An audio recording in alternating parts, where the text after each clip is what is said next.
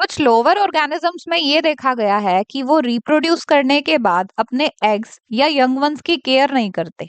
और कुछ higher organisms जैसे कि बर्ड्स या मैमल्स में ये देखा गया है कि रिप्रोड्यूस करने के बाद जो एग्स या यंग वंस वो प्रोड्यूस करते हैं वो उनकी केयर करते हैं। Such type of care of eggs और young ones by their parents is called as parental care. इस वीडियो में हमने फिशेस के अंदर पेरेंटल केयर को डिटेल में पढ़ना है।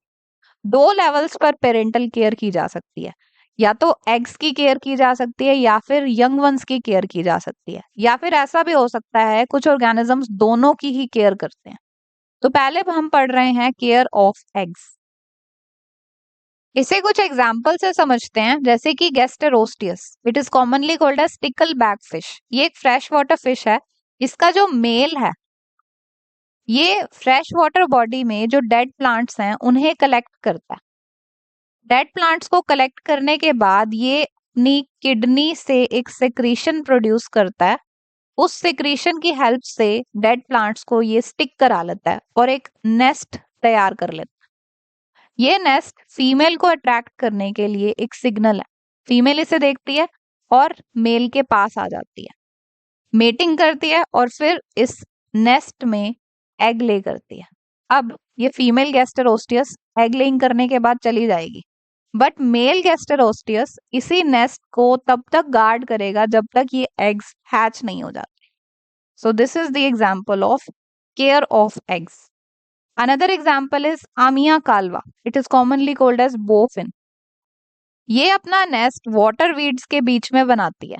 फीमेल आमिया कालवा इस नेस्ट के ऊपर एग्स ले करती है और निकल जाती है, बट जो मेल है वो इस नेस्ट को तब तक गार्ड करता है जब तक ये एग्स हैच नहीं हो जाते।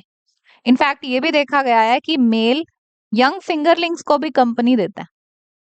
Next one is care of young ones. इसका एग्जाम्पल है मरीन फिशेस, जैसे कि टिलापिया फिश। टिलापिया फिश अपने एग्स और यंग्स को बक्कल कैविटी में रिफ्यूज करती है, शेल्टर प्रोवाइड करती है।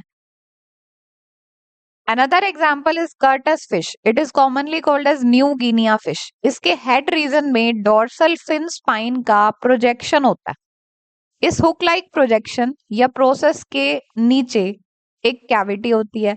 इस कैविटी में मेल कर्टस फिश एग्स को कैरी करता है।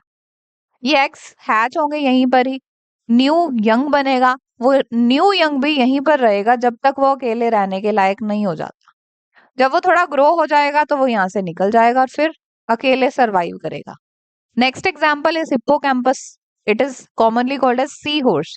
हिप्पोकैम्पस के एब्डोमिनल रीजन में, मेल हिप्पोकैम्पस के एब्डोमिनल रीजन में ब्रूड पाउच होता है। इस ब्रूड पाउच में ये एग्स को भी कैरी करता है और न्यू यंग्स को भी कैरी करता है। Next is साइमेटोगैस्टर। साइमेटोगैस्टर भी अपने फर्टिलाइज्ड एग्स और न्यू यंग्स को ब्रूड पाउच में या बॉडी कैविटी में रखती है।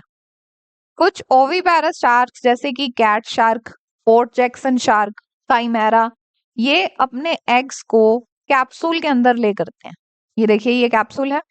ये कैप्सूल प्रोटेक्टिव सा होता है, होड़ नहीं होता है। टेंटिकल्स होते हैं इसके पास। टेंटिकल्स के थ्रू ये सीवीड्स के साथ अटैच हो जाता है कैप्सूल। इन कैप्सूल्स को कहा जाता है mermaid purse. This one is of shark, this one is of skate.